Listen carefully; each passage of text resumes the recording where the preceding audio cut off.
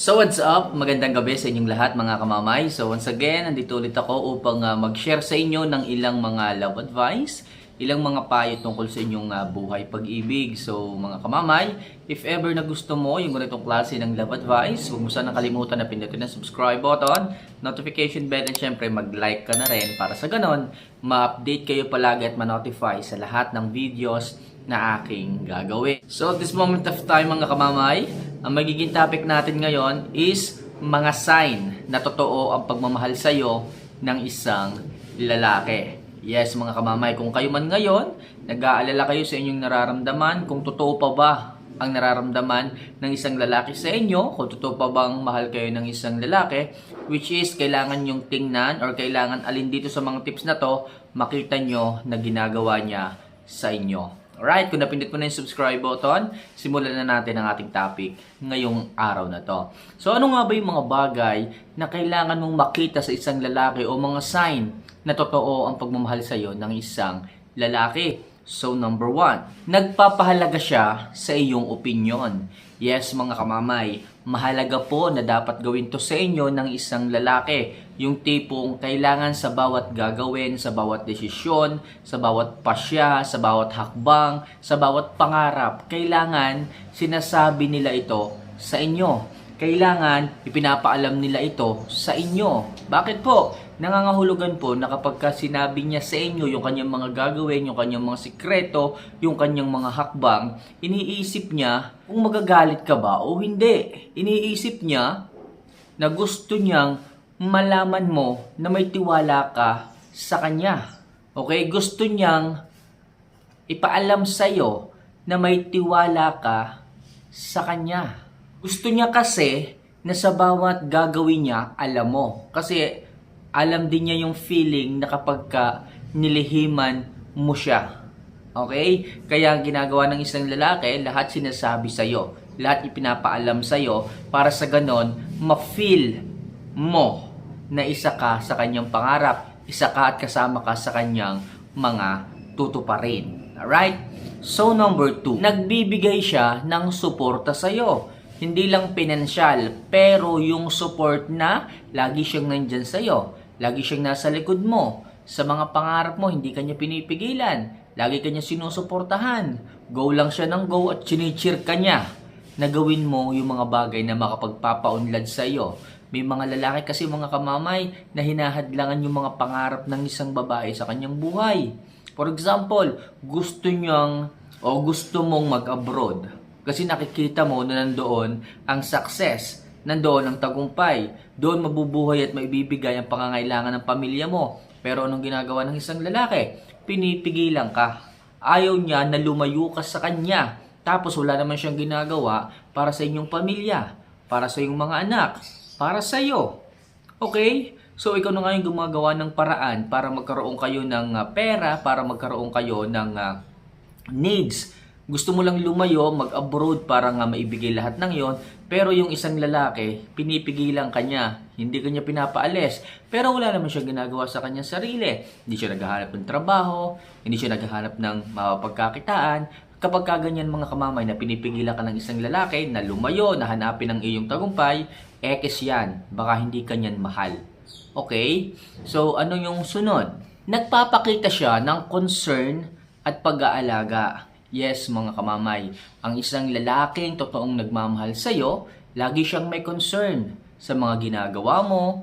Okay, pinapaalalahanan ka niya, baka mamaya mapahamak ka, baka mamaya masaktan ka, baka mamaya malugi ka. Yun yung mga bagay na ginagawa ng isang lalaki sa iyo.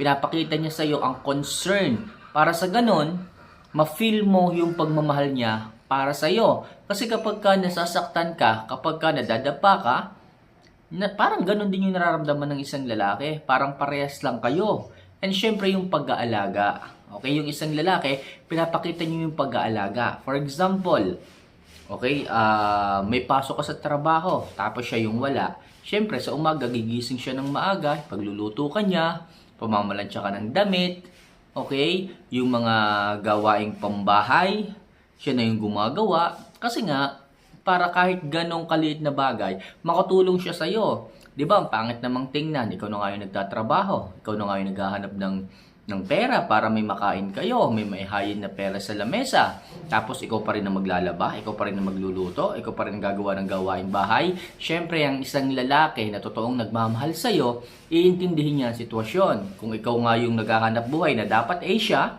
ang gagawin niya, siya naman yung gagawa ng gawaing bahay. Parang vice versa lang ang nangyayari. Parang katulong mo din siya. Okay, kung hindi niya magawa yung ibang bagay, hindi siya makapag-provide ng pera, hindi siya makapaghanap.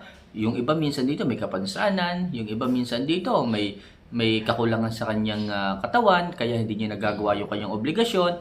So kahit man lamang yung gawain ng babae, gawain ng inyong asawa sa bahay, ginagawa po nila. So bilang sukli, yung pagpapakita ng pag-aalaga, yung pagpapakita ng concern, ginagawa yan ng isang lalaki sa iyo para maipakita ang totoong nararamdaman at damdamin nito para sa iyo. And last, nagpapahalaga siya sa oras mo.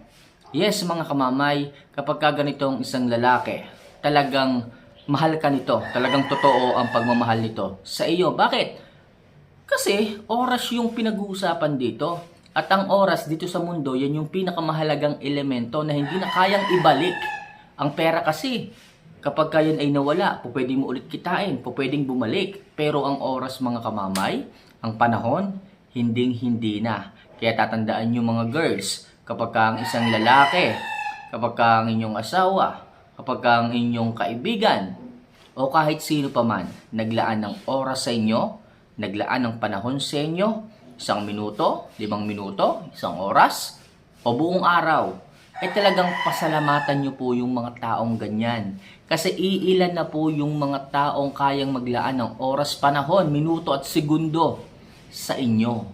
Okay? Talagang sabi nga nung iba, hindi nga daw po sapat ang magpakailanman para hintayin ka. Kapag ganyan mga kamamay, yung sinasabi ng isang lalaki, ibig sabihin, seryoso talaga silang magmahal.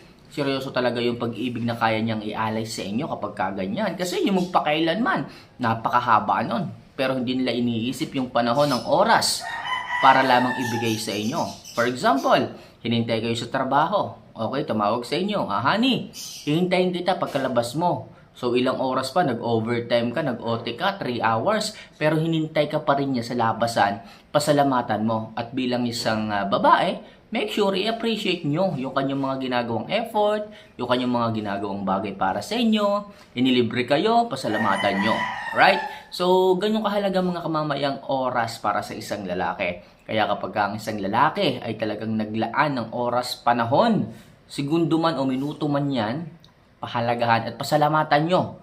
Okay? Kasi ginagawa rin ng iba, kapag talagang mahal na mahal ka ng lalaki, mapapansin nyo, lagi kayong pinapatawa, lagi kayong pinapangiti, walang oras na hindi siya nag-joke, kahit corny, ginagawan pa rin niya ng paraan para ngumiti ka. Okay? So, ganyan yung totoong nagmamahal sa relasyon. Pero kung halimbawa, napilitan lang siya na kausapin ka, napilitan lang siya na makipagkita, hindi yung kakakitaan niya ng ngiti sa kanyang mukha, hindi siya magjo-joke, baka nga mamaya palipasin niya lang yung oras hanggang magsawa ka, ikaw na yung magyaya na umuwi. Kapag kaganyan mga kamamay, hindi yan totoong nagmamahal. Ibig sabihin, napipilitan lang ang isang lalaki na makasama ka. At syempre, para doon naman sa mga lalaking sobrang nagmamahal, gusto ka, totoo at wagas yung pagmamahal, hindi nila sasayangin ng oras na makasama ka. Yung segundo, nakausap ka, talagang susulitin nila yan mga kamamay. Kaya mga kamamay, sundin nyo lang itong mga tips na ibinigay ko sa inyo. Alamin nyo lang yan. At kapag kaisa dyan ang nakita nyo na ginagawa sa inyo ng isang lalaki, sigurado ako, totoo ang pagmamahal niyan sa inyo. Wagas ang pagmamahal niyan sa inyo. So mga kamamay, ilan lang yan sa mga tips and advice na maaari kong i-advise sa inyo para sa ganon, malaman nyo na totoo ang pag-ibig sa inyo ng isang lalaki. For more video and love advice, don't forget to click the subscribe button, notification bell, and syempre, i-like mo na rin ang video ito para sa mas marami pang love advice and videos na aking maihandog sa iyo. So once again, see you for our next vlog. Paalam.